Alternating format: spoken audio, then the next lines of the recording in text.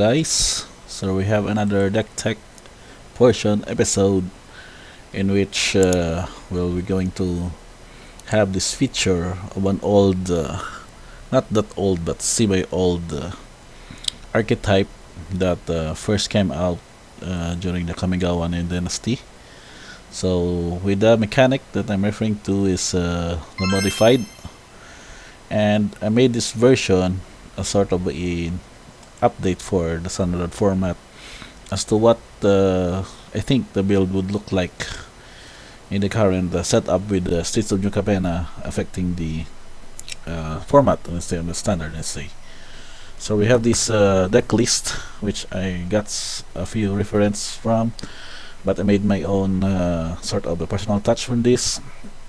It does not check the cards, the creatures, the enchantments, and other spells that I've included for the main build for this Jund Modified deck archetype for standard.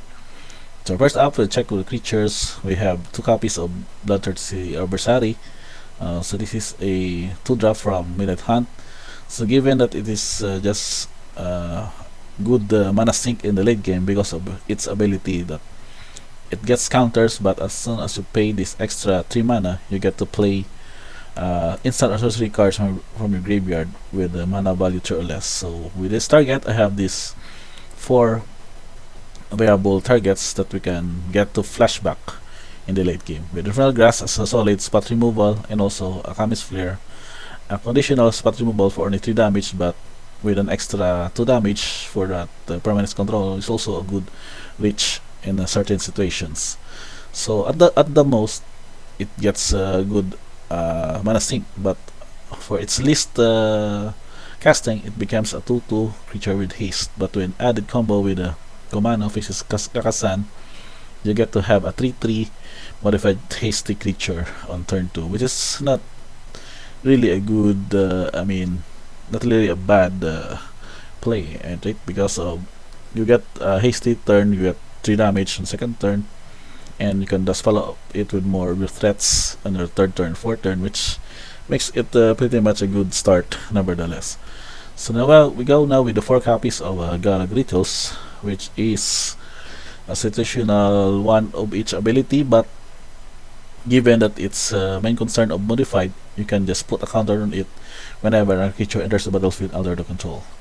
It's good that we can just curve out of the Galagriters aside from the turn 1 Kumano and have this in turn 2, and you have several options in turn 3, such as having another Galagriters, or just have a third 3 Kodama of the West 3, or later on have other 3-drops like Invigorating Hot Springs, for example, in which you can put a counter on it, have it 2/2.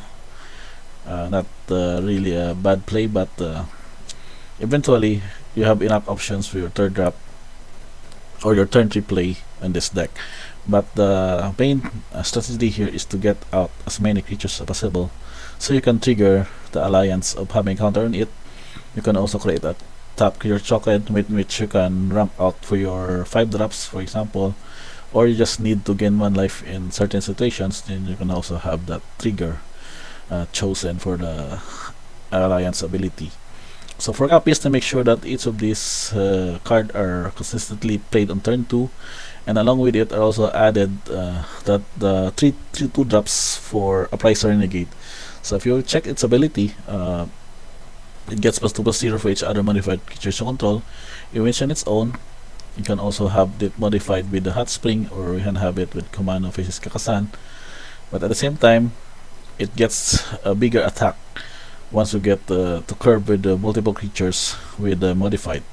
So you can basically have it as a greater threat early on, along with your battle greeters, which also gets modified as this enters the battlefield.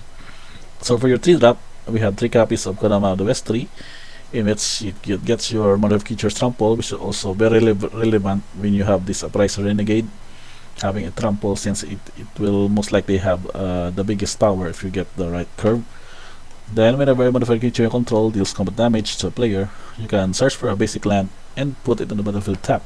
So basically it gives you a good ramp, and later on you can have those extra mana having to play with adversary's pump or use it to level up your ranger class and other mana abilities if needed. Also, at the same time, you can get to fix your your setup.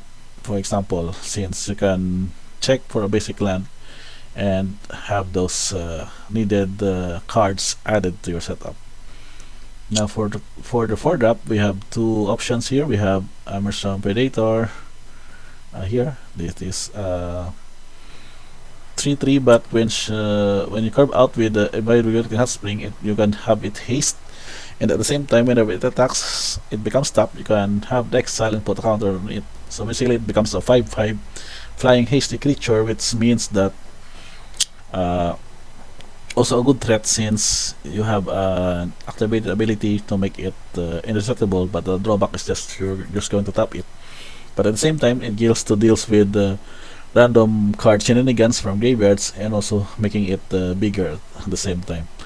And also an option for 4-drop is your Halana and Elena partners, wherein having first strike or reach can be very relevant in some matchups, wherein flyers can be an annoying matchup, especially for mono white, since they have Legion Angel strategy to deal with your grand creatures, or they would be able to deal an evasion damage for the late game. So we have this Helena and Elena to get a rich backup, which can also pump whenever another creature enters the battlefield of your combat, wherein it will pump according to its power and it will also gain haste. So with the combo of maybe having Invigorating Springs on it, you can also add a counter on it, making it also a modified creature, in which also gets you to a bonus pump with its X plus +1 counters depending on its power at that time.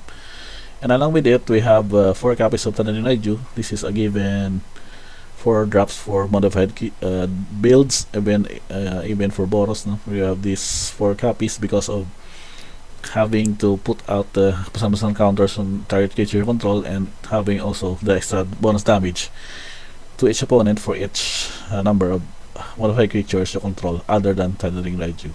So not really impressive unlike the previous builds of Rider, but also you would just need to have those your dudes bigger with your options such as Ranger Class, Invigorating Hot Springs, and Commando Faces Kakasan's second Saga trigger. I've also considered having Exca Chariot because it's not really the strategy of modified decks to have creatures possible, but given that it can produce basically three creatures out of 4 mana, is basically a very advantageous route to go with, especially against decks with lots of spot removals. So you can just basically crew on them, create extra copies of tokens whenever you have tokens with your cat or token with the wolf token, and also having an artifact vehicle that survives massive removals such as Sorcery Speed, Doomscar, Shadow's Verdict, etc. So basically you can just play it early on, then just left it for extra damage if needed, but you would not really open it for activation for open mana spot removals. So along with the enchantment, as mentioned repeatedly in this discussion, Spring is basically her RG modified source, having also making them haste also bonus. Then Commando Face Kakasan, as you get to turn 1, you have several turn 2 creature heals to add your +1 counters, and also having a 2/2 when you get this creature at same commando, in which creature deal damage this turn, of source you control would die, exile it instead. Also good exile effect. And then we also have Ranger Class, which also when activated for its 2nd level, it can also add some counters on target attacking creature, so making it big, also modified X setup. And in level 3 you can have it to cast creature spells from the top library and having this ability activated. So going with enchantment, with this just also 9 enchantment, we have 20 creatures, we have 3 artifact with basically creatures. We have basically having 60% of the deck are mostly for the aggro build of having creatures to deliver this modified and also as attackers as possible. Now for the land setup, I might have missed out that ability of Kodama's West 3 wherein you can basically search for basic lands. So I probably be cutting some of these. Example, we have Busiju, we can cut one, and maybe a Blightstep Pathway, and also Rockfall Vale. We can also cut one those to give way for a mountain and a forest, or a forest, to make sure that our Kodama the West 3 trigger are satisfied. Although at the same time, it's not really that all the time that you get this trigger, but if ever that you get the ability resolved, you can get at least 2 or 3 cards, basic lands from the deck. So overall, this is the deck setup. Aside from the pathways and the slow lands from Innistrad set, we have Ziatora's Proving Ground as the main fixing for the deck, and maybe for the sideboard setup, we'll have a list on the coming post, or maybe on a separate video for the sideboard game plan. But we'll check again here the color distribution, wherein our black and green producers basically equal along with the red, but we also have the mana productions cost, wherein red and green is basically the main 2-color setup, but with the splash of black for the basically you can check here, the black is just the Infernal Grass as our main, and 2 copies of Emerson Predator for the creature. So when check on mana curve, we have the most mana curve on 2 and 4, but also have 3 with 6. I think this is 6, this is 15, and for 4 we have 11. So tokens also categorized here, card types, categories, subtypes, which we not really want to know. So tokens, cat token, treasure, and wolf. So overall, I think this is probably the updated, but not really the, can we call it a Style 1 build.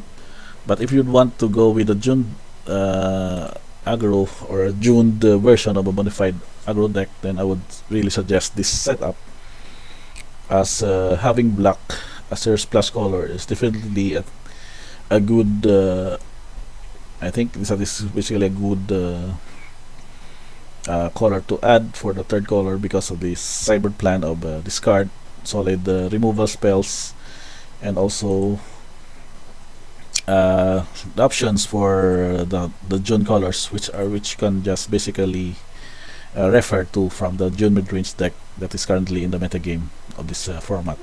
So that's about it for this deck tech. I do hope you like this video. If you do, just click like and subscribe to the channel for more MCG deck tech standard, and also box opening other related content. Let's wrap it up with this deck tech video. Until the next time, and thank you for watching.